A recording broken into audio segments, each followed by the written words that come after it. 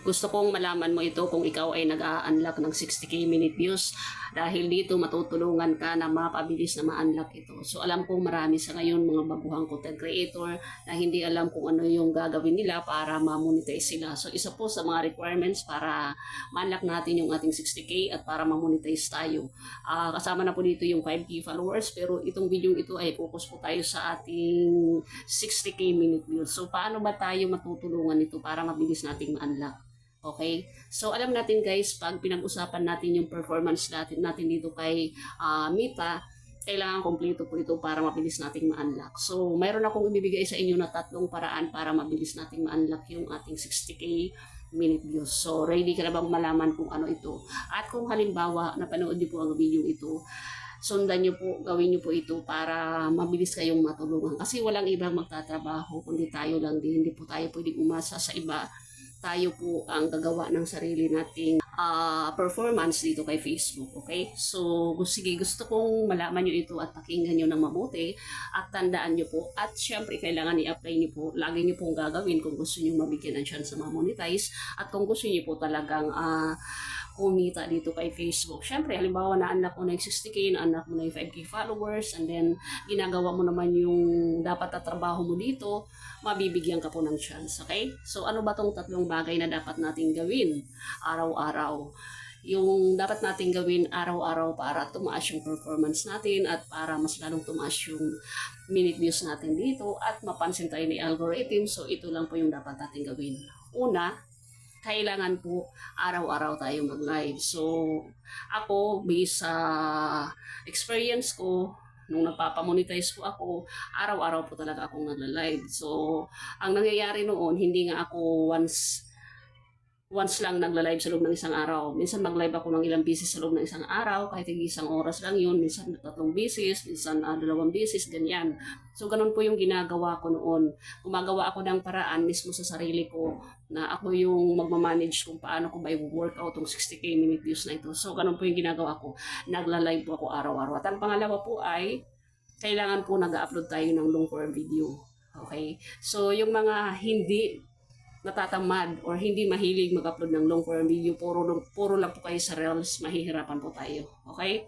So, ang long form video, malaking tulong po ito lalo na sa 3-minute views. Ang long form video po ay malaking tulong po ito. Doon po pumapasok yung engagement. Pansinin niyo po guys, yung mga upload niyo sa reels, tapos i-check niyo po yung engagement dun sa mga reels niyo. Wala po kayong makikita ang performance doon sa reels niyo na engagement. Pero kapag long form video po ang usapan, lagi pong nadadagdagan po yung number dyan sa engagement ninyo. Every time na mayroong manonood, mayroong magko-comment, tumataas po. Okay? Kung engagement po ang pag-uusapan natin, doon po tayo sa long form video makakakuha nito. Kaya kung ako sa inyo, gawin nyo po talaga na mag-upload kayo ng long form video araw-araw. Hindi pwede na hindi kayo mag-upload kung gusto nyo makuha ang 60k minute views. Kasi ito talaga yung pinaka-proven and tested ko. Yun po yung ginawa ko. Long form video sa loob ng isang araw, at least kailangan mayroon akong isa. Kung kaya mo ng 2, mas maganda. So, yun po ang dapat yung gawin. Una, kailangan nagla-live ka araw-araw. Pangalawa, kailangan nag-upload ka ng long form video. Ang haba po ng long form video, at least 3 minutes pataas. Okay? Hindi ka po pwedeng bumaba ng 2 minutes. Noon pwede, pero ngayon hindi.